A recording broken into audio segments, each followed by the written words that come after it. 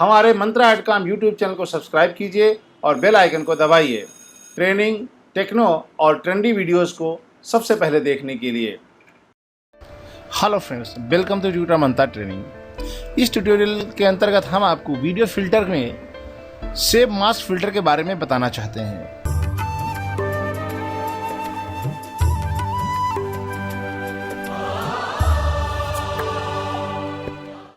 Shape mask filter बहुत ही उपयोगी filter है, जिसका प्रयोग करके हम लोग किसी भी वीडियो इमेज का या वीडियो मास्क फिल्टर का प्रयोग करके हम किसी भी वीडियो फाइल या इमेज के किसी विशेष पार्ट को किसी भी शेप में क्रॉप कर सकते हैं और उसके चारों तरफ बाहर के भाग को हम ट्रांसपेरेंट बना सकते हैं और इसके अतिरिक्त उस मास्क किए गए पार्ट पे कोई दूसरा फिल्टर लगा सकते हैं। जैसे कि हम लोग उस एरिया में मोज़ेक का प्रयोग करना हो, जैसे किसी एरिया को छिपाने के लिए हम लोग मोज़ेक का प्रयोग करते हैं।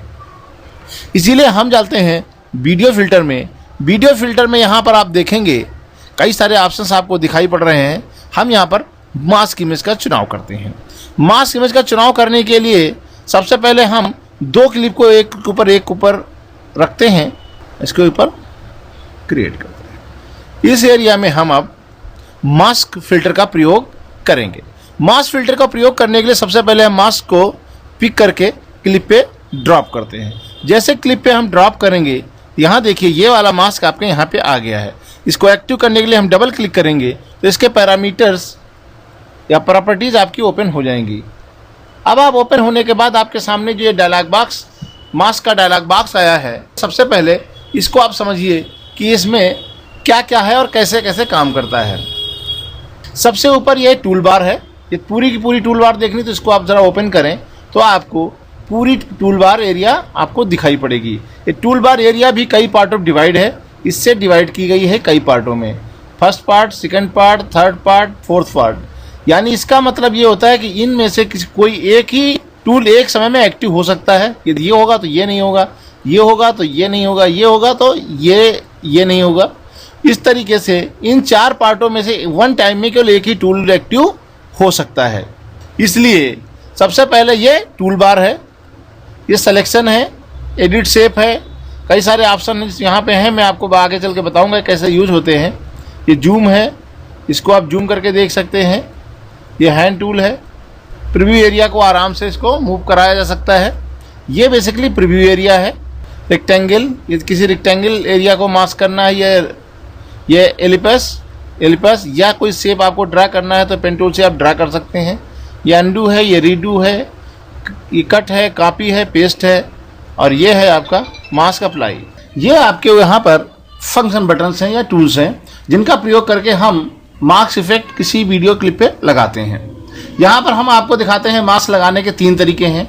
यदि आप रेक्टेंगल में कोई मास्क लगाना चाहते हैं तो रेक्टेंगल आप टूल का प्रयोग करेंगे जिसका शॉर्टकट कमांड है M। यहाँ पर है एलिपस और ये है आपका ड्रापाथ। ये तीन तरीके हैं जिनको हम प्रयोग करके मास्क करते हैं। सबसे पहले हम आपको बताते हैं ये रेक्टेंगल और एलिपस दोनों एक तरीके से ही काम करते हैं। एलिपस शॉर्टकट कमांड L, इसको सेलेक्ट करते हैं और यहाँ पे इसको एक ड्रा करते हैं।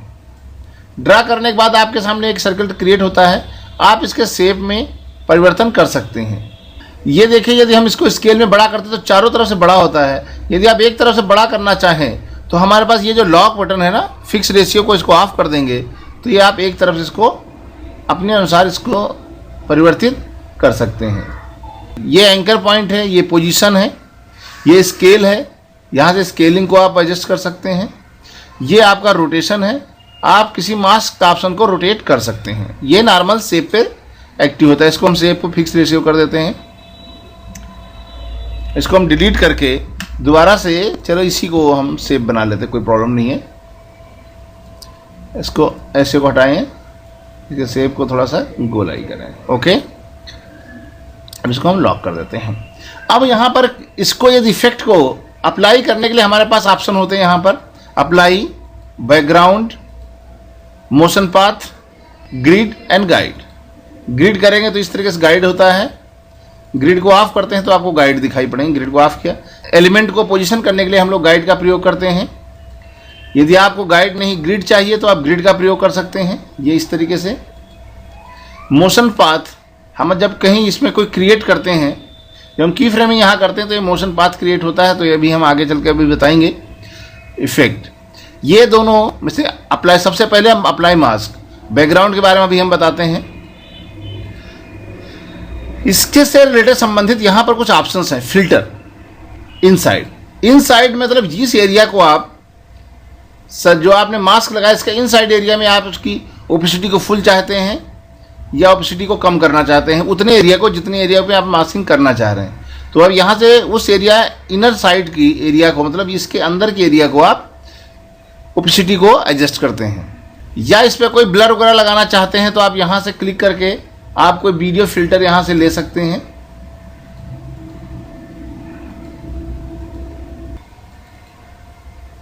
और उसके बाद इसके फिल्टर इफेक्ट को कुछ परिवर्तन करना चाहते हैं, इस पर क्लिक करेंगे तो यहाँ पर ब्लर का ऑप्शन आपके सामने आ जाएगा। तो ब्लर की वैल्यू को आप परिवर्तित कर सकते हैं। यदि किसी आप मास्क के इनर सर्किल में कोई इफेक्ट डालना चाहते हैं तो आप इस तरीके से कोई इफेक्ट डाल सकते हैं इनर सर्किल पे। ओके, अब हम बताते हैं इनर आउटसाइड मतलब जो मास्क बना इसके बाहर एरिया में इसका इफेक्ट क्या होगा। अभी देखिए यहाँ पर कुछ भी अंतर आपको दिखाई नहीं पड़ रहा है। जैसे हम इसको क्लिक करके इसकी वेलोसिटी को, ओपेसिटी को कम करेंगे तो ये ट्रांसपेरेंट होता चला जाएगा। ये देखिए ओपेसिटी 0 हो गई तो नीचे बैकग्राउंड ब्लैक आ गया है। अब यहाँ पर एक ऑप्शन आता है, यहाँ पर बैकग्राउंड टिक करेंगे तो ये ट्रांसपेरेंट आ जाएगा। आउटसाइड में भी यदि कोई फिल्टर लगाना चाहते हैं तो आप इस पर क्लिक करके उस फिल्टर को कॉल कर सकते हैं और उसकी वैल्यू को यहाँ से परिवर्तन कर सकते हैं। अब बारी आती है, इसको हम इफेक्ट को ऑफ पर रखते हैं। अब यहाँ पे एक मिनट देखिए, यहाँ पे एजेस माने किनारा, यदि इसके किनारे को हम सॉफ्ट करना चाहते हैं या कोई कलर लगाना चाहते हैं तो यहाँ पे यदि कलर लगाना है तो आप यहाँ इसको क्लिक करें और कलर की वैल्यू को आप बढ़ा दीजिए। तो अब आपको देखिए स्क्रीन पे इसकी वैल्यू बढ़ती हुई दिखाई पड़ेगी। यदि आपको कोई कलर चेंज करना है, इस पर क्लिक करके आप मन चाहे कलर का चुनाव कर सकते हैं। ये देखिए आपको स्क्रीन पे बॉर्डर लग जाएगा। यदि हम कलर ना करके इसके किनारे को, एजेस को सॉफ्ट रखना चाहते हैं तो यहाँ पे क्लिक करें और यहाँ से इसकी वैल्यू को आप बढ़ा दीजिए। तो अब आप देखिए इसकी एजेस को सॉफ्ट होते हुए आप दिख रहे होंगे। अब जिस तरह वैल्यू आप बढ़ाते जाएंगे इसकी एजेस सॉफ्ट होती चली जाएंगी। तो ये आपका एजेस हैं किनारों को। आप आउटसाइड में करना चाहते हैं, इनसाइड में करना चाहते हैं, आप बोथ साइड में, 3 ऑप्शन उपलब्ध हैं। इनसाइड करेंगे तो इनसाइड में, सर्किल के इनसाइड में सॉफ्ट होगा। आउटसाइड में क्लिक करेंगे तो आउटसाइड में सॉफ्ट होगा। बोथ करेंगे तो इनसाइड आउट मिडिल में रहेगा। आप अपनी आवश्यकता से में परिवर्तन कर सकते हैं।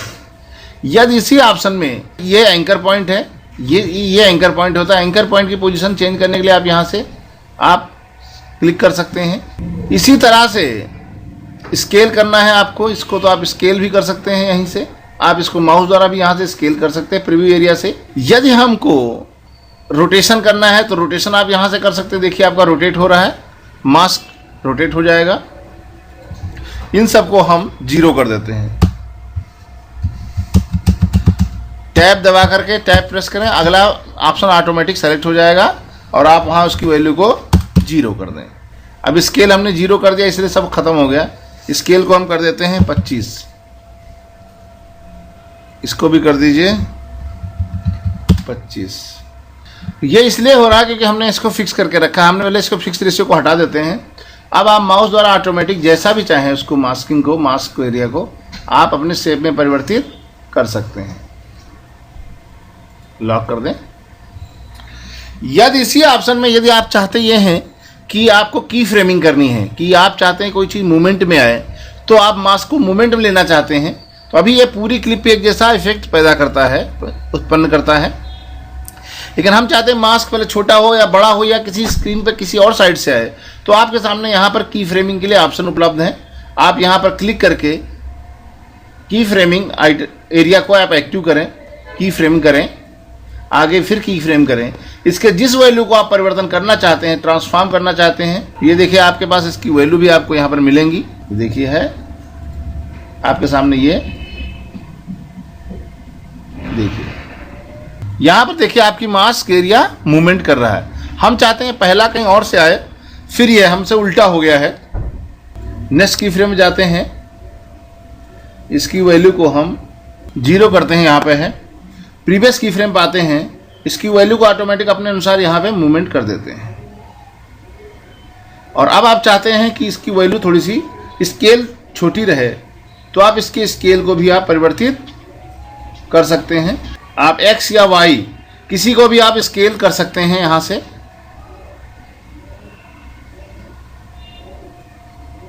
देखिए यहाँ पर इसकी पोजीशन, इसकी स्केल छोटी हो गई है। यदि इस समय हम प्ले करेंगे तो धीरे धीरे आके बड़ा हो जाएगा। अब आप देखें यहाँ पे,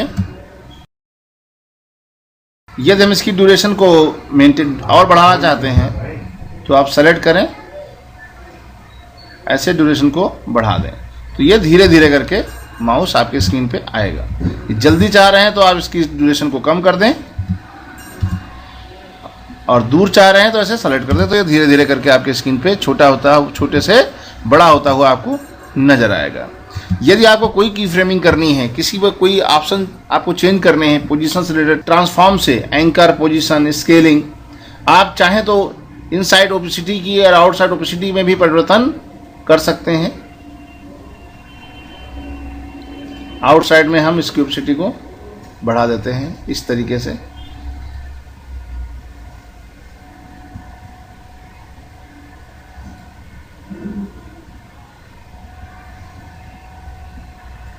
अब देखिए यहाँ पर आएगा धीरे धीरे, ये देखिए धीरे धीरे एक्टिव हो गया और इस तरीके से आ जाएगा। यदि आप चाहते हैं इस तरीके से आने के लिए तो आप ऐसे भी कर सकते हैं। यानी आप अपने मास्क में कोई भी यदि मोशन देना चाहते हैं तो आप इस एरिया में की फ्रेमिंग करके आप मास्क पे मोशन क्रिएट कर सकते हैं। यदि आपको यहीं पर ये अगला ऑप्शन था मोशन पाथ, यदि मोशन पाथ आपको देखना है तो आप देखिए यहाँ पर हमने जब मोशन क्रिएट किया तो आपको मोशन पाथ ये दिखाई पड़ रहा है। तो ये अगला ऑप्शन है मोशन पाथ। इसके अतिरिक्त हम, ये तो हो गई आपके रेक्टेंगल, और ये आपका रेक्टेंगल और एलिपस इसी तरीके से काम करते हैं। लेकिन यहाँ पर जो आपका ड्रा पाथ है, पेन टूल है जिसे हम ड्रा पाथ बोलते हैं, इस पेन टूल को हम अपनी आवश्यकता और कैसे मॉडिफाई करते हैं, इसमें वर्टेक्स का कैसे प्रयोग होता है, इसके बारे में हम आपको बता रहे हैं। इसको हम यहाँ पे डिलीट कर देते हैं। इस ऑप्शन को हम यहाँ सेलेक्ट करके इसको डिलीट कर दें, या इस बटन पे क्लिक करें तो भी ये डिलीट हो जाएगा। पेन टूल का प्रयोग करके देखते हैं ये जो ऑप्शन यहाँ पर वर्टेक्स वाला है ये कैसे काम करते हैं। ये यदि आपको यहाँ पर कोई मॉडिफाई करके, कस्टमाइज करके कोई मास्क आपको सेव करना है, जैसे हम के सर के लिए क्रिएट कर रहे हैं, ये किया है, ये देखो अपने सेव ऑटोमेटिक आपने बना लिया है। इसके सारे ऑप्शन जैसे हमने पहले बताया उसी तरीके से काम करते हैं। बस इसमें अंतर ये है, जब हम इस पर राइट क्लिक करके यहाँ पर देखिए आपको पेन टूल शॉर्टकट, यहाँ पे हम क्लिक करके यहाँ जब जाते हैं तो यहाँ पर आपको सामने एक ऑप्शन होता है एडिट सेव।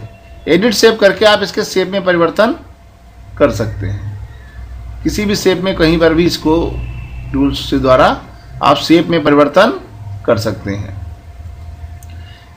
ऐड वर्टेक्स, यदि आपको यहाँ पर कोई पॉइंट टूल आपको जैसे ऐड करना पड़े, जैसे हमको इसका सही बनाना है, यहाँ पर यदि ऐड करके इसको प्रॉपर करना है तो आप इसको प्रॉपर करना है, तो अब इस तरीके से कोई परिवर्तन ऐड कर सकते हैं, कोई की फ्रेम आप ऐड कर सकते हैं। डिलीट वर्टेक्स, यदि किसी को डिलीट करना हो तो आप ये देखिए माइनस ऑप्शन आ रहा है, जिस पे आप क्लिक करेंगे वो ऑप्शन यहाँ से डिलीट हो जाएगा। यदि आपको ऐड करना है तो ऐड बटन क्लिक करेंगे, इसके शॉर्टकट कमांड आपके सामने दिए हुए हैं ऐड करने के लिए और डिलीट करने के लिए।